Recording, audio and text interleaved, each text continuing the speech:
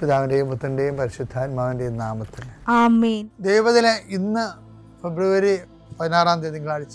അമ്മേ പരിശുദ്ധ അമ്മേ, അമ്മേ പരിശുദ്ധമേ, ദൈവമാതാവേ, കൃപാസനത്തിലൂടെ ഞങ്ങളുടെ ദേശത്തിനും അമ്മ മധ്യസ്ഥം തേടി തന്ന എല്ലാ അനുഗ്രഹങ്ങൾക്കും കൃപകൾക്കും ഞങ്ങളിപ്പോൾ ഹൃദയം നിറഞ്ഞ നന്ദി പറയുന്നു.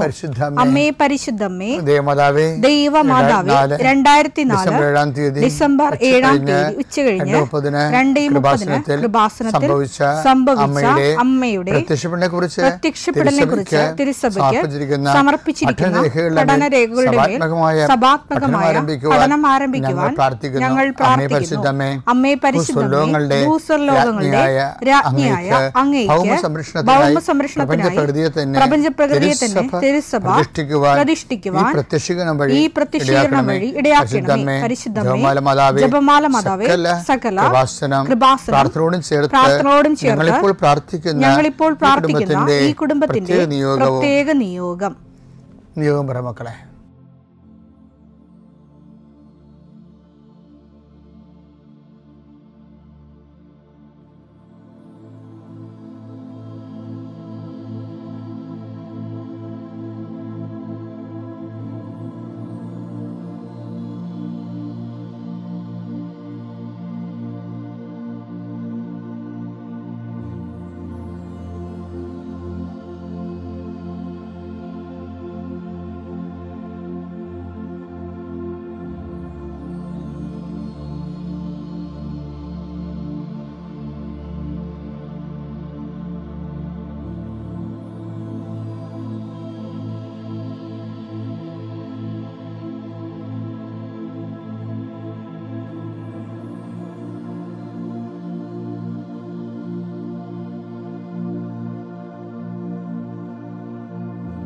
അമ്മയുടെ പ്രത്യക്ഷീകരണത്തിന്റെ ഈ അനുഗ്രഹവേളയിൽ ഞങ്ങൾക്ക് സാധിച്ചു തരുവാൻ കനിയണമേ. ആമേൻ. വിശ്വാസ പ്രമാണം.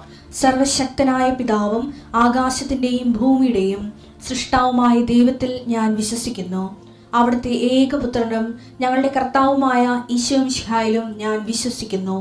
ഈ പുത്രൻ പരിശുദ്ധാത്മാവിനാൽ ഗർഭസ്ഥനായി കന്യകാമറിയത്തിൽ നിന്ന് പിറന്ന് പൊന്തിയോസ് പീലാത്തോസിന്റെ കാലത്ത് പീഡകൾ സഹിച്ച് കുരിശിൽ തറയ്ക്കപ്പെട്ട് മരിച്ച് അടക്കപ്പെട്ട് പാതാളങ്ങളിൽ ഇറങ്ങി മരിച്ചവരുടെ ഇടയിൽ നിന്ന് 3-ാം നാൾ ഉയർത്ത് സ്വർഗത്തിലേക്ക് എഴുന്നള്ളി സർവശക്തിയുള്ള പിതാവായ ദൈവത്തിന്റെ വലതുഭാഗത്തിരിക്കുന്നു.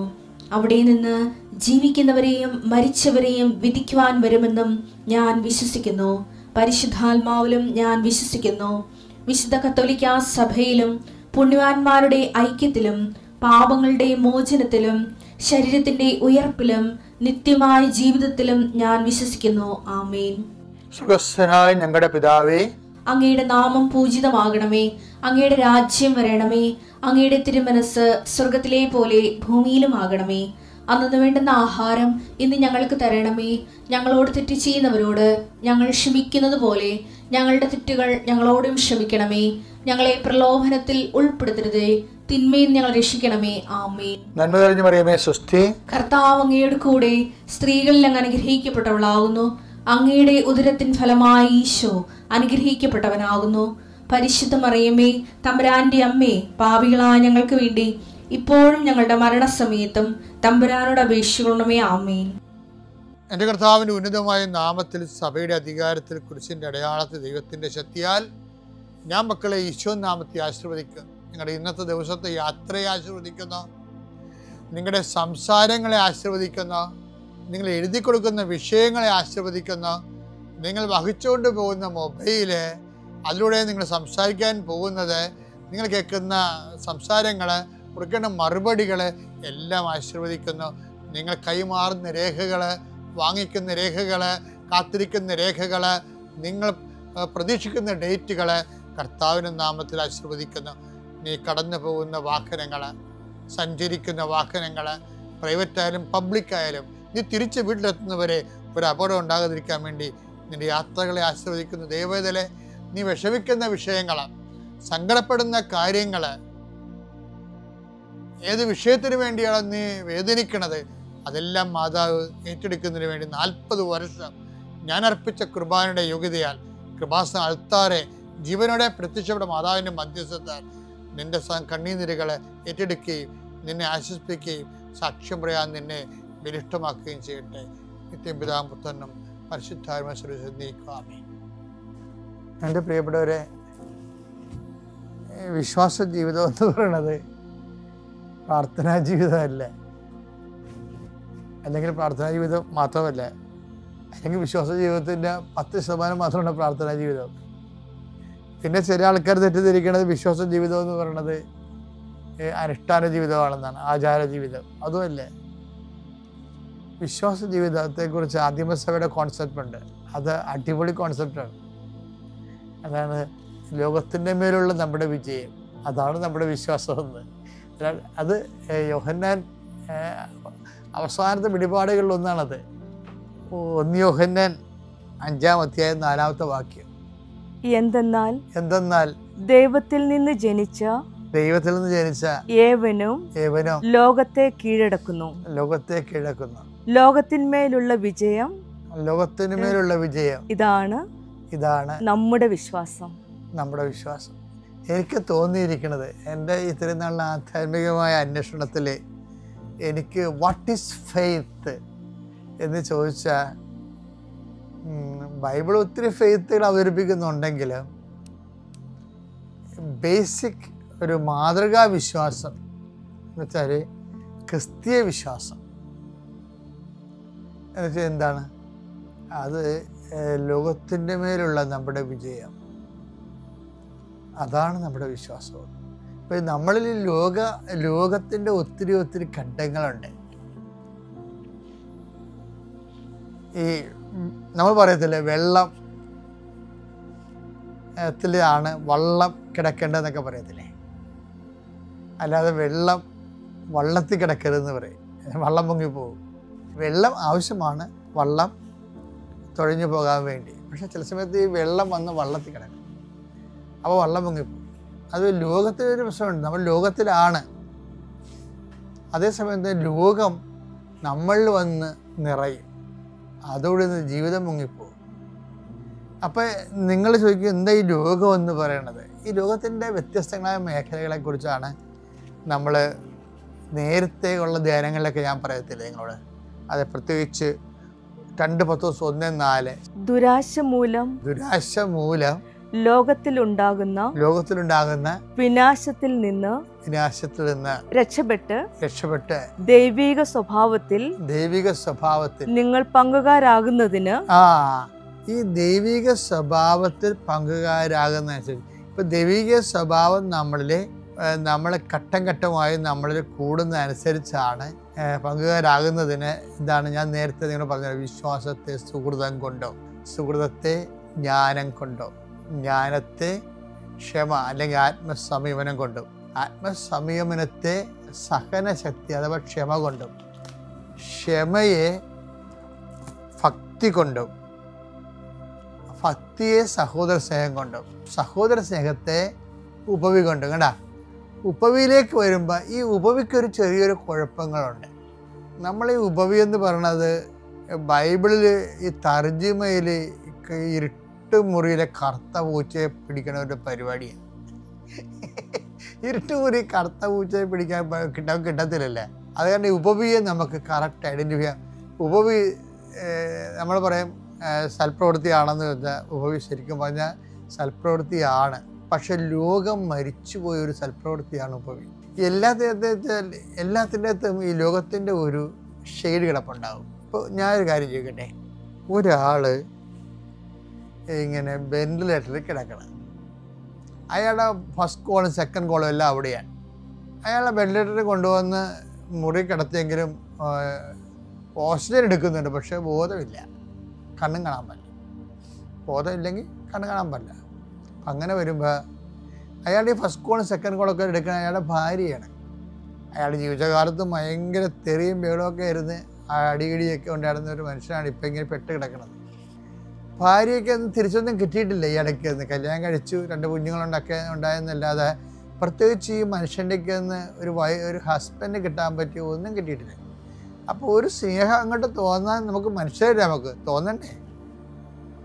അപ്പോൾ എന്നിട്ട് ഈ സ്ത്രീക്ക് ഒന്നും കിട്ടിയില്ലെങ്കിലും ഈ സ്ത്രീ അദ്ദേഹത്തിൻ്റെ ഈ ഫസ്റ്റ് കോളും സെക്കൻഡ് കോളും ഒക്കെ എടുത്ത് നല്ല ആകൃതപ്പെട്ട ജീവിതത്തിൽ ഇതിൻ്റെ പങ്കാളിയായിരിക്കുകയാണ്. യഥാർത്ഥത്തിൽ അയാൾ ഇനി അവിടെ കിടന്ന് മരിച്ചു എന്ന് വിചാരിച്ചോ? ഒരു പുഞ്ചിരിയോ? ഇവർ ആ മനുഷ്യന് വേണ്ടി ചെയ്ത കാര്യത്തിന് പ്രതിനന്ദിയായിട്ട് ഇടി എനിക്ക് തെറ്റിപ്പോയി, നിൻ്റെ കൂടെ ജീവിച്ചിട്ട് 10-30 കൊല്ലം നമ്മൾ ജീവിച്ചിട്ട് എനിക്ക് നിന്നെ ഒന്നും സഹായിക്കാൻ പറ്റിയില്ല, നിന്നെ സന്ധിക്കാൻ പറ്റില്ല, നിന്നെ മനസ്സിലാക്കാൻ പറ്റിയില്ല എന്ന് പോലും പറയണ മുമ്പ് അയാൾ മരിച്ചു പോകും. എന്നിട്ട് തൻ്റെ ഒരു കടമ പോലെ, ദൈവത്തോടെ കടമ പോലെ ഭാര്യ അത് ഒരു നന്ദി പോലും മേടിക്കാതെ അതെല്ലാം കർത്താവിന് കാഴ്ചവെക്കും, കർത്താവിൻ്റെ നാമത്തെ പ്രതി. ഇതാണ് ശരിക്കും പറഞ്ഞാൽ പ്രതിഫലമില്ലാത്ത ക്രിസ്തുവിൻ്റെ നാമത്തിൽ ചെയ്യുന്ന നിത്യജീവനെ മാത്രം ഉദ്ദേശിക്കുന്ന കാര്യങ്ങൾ. ക്രിസ്തുവിൻ്റെ സ്നേഹത്തെ ഓർത്ത് ചെയ്യുന്ന കാര്യങ്ങളാണ് ശരിക്കും പറഞ്ഞ ഉപവി എന്ന് പറയണത്. അങ്ങനെ ഉപവിയല്ല, ഈ വിശ്വാസത്തിൻ്റെ അവസാന രൂപമേ ഉപവിയാണ്. അതുകൊണ്ട് ഈശോ പറയണത് എന്താണ്? നിങ്ങൾ ഇടത്ത് കൈ ചെയ്യണത് വലത്ത് കൈ അറിയാതിരിക്കട്ടെ. മത്തായി 6:3. നീ ധർമ്മദാനം ചെയ്യുമ്പോൾ അത് രഹസ്യമായിരിക്കേണ്ടതിന്. അത് രഹസ്യം കണ്ട, ഈ രഹസ്യത്തിൽ ചെയ്യുന്ന വിഷയത്തിനാണ് ഈ ഉപവി എന്ന് ശരിക്കും പറഞ്ഞാൽ പറയേണ്ടത്. നിന്റെ വലത് കൈ ചെയ്യുന്നത് ഇടത് കൈ അറിയാതിരിക്കട്ടെ. വലത് കൈ ചെയ്യുന്ന ഇടത് കൈ അറിയാതിരിക്കട്ടെ. രഹസ്യങ്ങൾ അറിയുന്ന പിതാവ് നിനക്ക് പ്രതിഫലം നൽകും. ഇതാണ് ഈ ഉപവിയുടെ സംഭവം. അപ്പൊ ദൈവത്തെ മാത്രം മുൻനിർത്തി പരസ്യങ്ങളൊന്നുമില്ലാതെ അതിൻ്റെ ഈ നമ്മൾ പല ആൾക്കാരും സൽപ്രവർത്തിക്കാർ ഡെയിലി വേജസ്സുകാരാണ്. എന്നുവെച്ചാൽ അവരപ്പം ചെയ്യണ നന്മയുടെ പ്രവൃത്തി അവർക്ക് അപ്പം തന്നെ വേണം. അതാണ് ഈ വിശ്വാസികളുടെ കൂട്ടത്തിലുള്ള ഡെയിലി വേജസ്സുകാരാണ്. അതായത് എല്ലാവരും അറിയിച്ചേ ചെയ്യത്തുള്ളൂ, അത് അല്ലെങ്കിൽ ചെയ്ത് വെച്ചും മറ്റു മനുഷ്യരോട് പറയും. ഇങ്ങനെ പറയുന്ന പ്രശ്നങ്ങളൊന്നുമില്ല. പക്ഷേ എൻ്റെ പ്രോഡക്റ്റ് ഇത് ഡെയിലി വേജസ്സാണ്. അന്നന്ന് പണിയെടുത്ത് അന്നന്ന് ജീവിച്ചു പോവുക, അത്രേ ഉള്ളൂ. നിത്യതയ്ക്ക് നിക്ഷേപമില്ല. അതേ പ്രശ്നം വെച്ചാൽ നിത്യതയുടെ നിക്ഷേപമാണ് ഈശോ ഉദ്ദേശിക്കുന്നത്. അപ്പോൾ ഇവിടെ നമുക്ക് ഡെയിലി വരുമാനം ഇല്ലെങ്കിലും നിത്യതയിലൊരു നിക്ഷേപം ഉണ്ടാക്കുന്ന രീതിയിൽ ചെയ്യുന്ന ദൈവസ്നേഹ പ്രവർത്തനങ്ങളാണ്, കൃപാവര പ്രവർത്തനങ്ങളാണ് ഉപവികളെന്ന് പറഞ്ഞത്. ഈ നമ്മൾ ഉപവിയിലേക്ക് ഒരു വ്യക്തി എത്തിയാൽ മറ്റുള്ളവർ നന്ദി പറഞ്ഞാലും കൊള്ളാം, ഇല്ലെങ്കിലും കൊള്ളാം, ഒരു പ്രശ്നവുമില്ല. I am so happy because I have done it for Jesus. ഞാൻ കർത്താവിന് വേണ്ടി ചെയ്തതാണെന്ന് ഇങ്ങനെ ഭംഗിവാക്കൊക്കെ പറയുന്ന ആൾക്കാരുണ്ട്. അതല്ല, നമ്മുടെ മനസ്സിൽ വി മസ്റ്റ് ബി കണ്ടൻറ്റഡ്. ആ വിഷയത്തിൽ ആന്തരിക തൃപ്തി ഉണ്ടാകണം നമുക്ക്. അപ്പം നമ്മൾ ഉപവിയിലായി. ഈ ഉപവിയിലായി കഴിഞ്ഞാൽ വി ഹാവ് നോ കംപ്ലൈൻറ്റ്. നമുക്ക് പിന്നെ കംപ്ലൈൻറ്റ് ഇല്ല. മാതാവിൻ്റെ ഏറ്റവും വലിയ സംഭവം ഉപവിയാണ്. ജീവിതം മൊത്തം ഉപവിയാണ്. ഉപവിക്ക് കർത്താവ് വചനം മാംസമായി നമ്മുടെ വസിച്ചു, മറിയം ഉപവി മാംസമായി നമ്മുടെ വസിച്ചതാണ്. No complaint. അതെ, ഹൃദയത്തിൽ സംഗ്രഹിച്ചെന്നൊക്കെ പറയണില്ലേ, ഹൃദയത്തിൽ സംഗ്രഹിച്ചെന്നൊക്കെ പറയും. എല്ലാവർക്കും അമ്മയെ ആക്രമിക്കുന്നതിന് ഭയങ്കര മത്സരമാണ് ലോകത്ത്. പക്ഷെ അമ്മ ആരാണെന്ന് ഇന്ന് വരെ നമുക്കറിയത്തില്ല. നമുക്കറിയാവുന്നതൊക്കെ വളരെ സ്പെക്കുലേറ്റീവ് ഫിലോസഫിക്കൽ തിയോളജിക്കൽ നോളജാണ്. അതൊരു ഇൻഫർമേഷൻ്റെ ഫലമേ ചെയ്യത്തുള്ളൂ. ആന്തരികമായിട്ട് ഈ വ്യക്തിത്വത്തെ ദൈവം എങ്ങനെയാണ് വചനത്തെ കൈമാറാൻ വേണ്ടി സ്വർഗത്തിൻ്റെ ഉപകരണമാക്കിയത്, അതിൻ്റെ പ്രധാന കാരണം ഉപവി മാംസം ധരിച്ച്. നമ്മളെപ്പോഴും മരിയന് ഉടമ്പടി എടുക്കുമ്പോൾ അമ്മയെപ്പോലെ ഉപവിയുടെ ഒരു ജീവിതത്തിലേക്ക് ഒന്നും കിട്ടിയില്ലെങ്കിലും ആരും നല്ലതെന്ന് പറഞ്ഞില്ലെങ്കിലും ആന്തരികമായ സന്തോഷത്തിൽ ആന്തരിക തൃപ്തിയോട് ജീവിക്കാൻ അമ്മേ പരിശുദ്ധ മാതാവേ, ഞങ്ങൾക്ക് നിന്നെപ്പോലെ ഹൃദയത്തെ സംഗ്രഹിച്ച് ജീവിക്കുവാൻ ഞങ്ങളെ സഹായിക്കണമേ.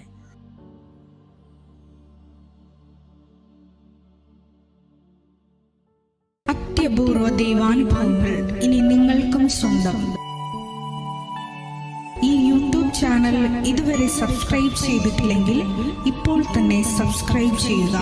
ഈ വീഡിയോ ഇപ്പോൾ തന്നെ നിങ്ങളുടെ സുഹൃത്തുക്കൾക്ക് ഷെയർ ചെയ്തുകൊണ്ട് കർത്താവിൻ്റെ പ്രേക്ഷിതരാകുക.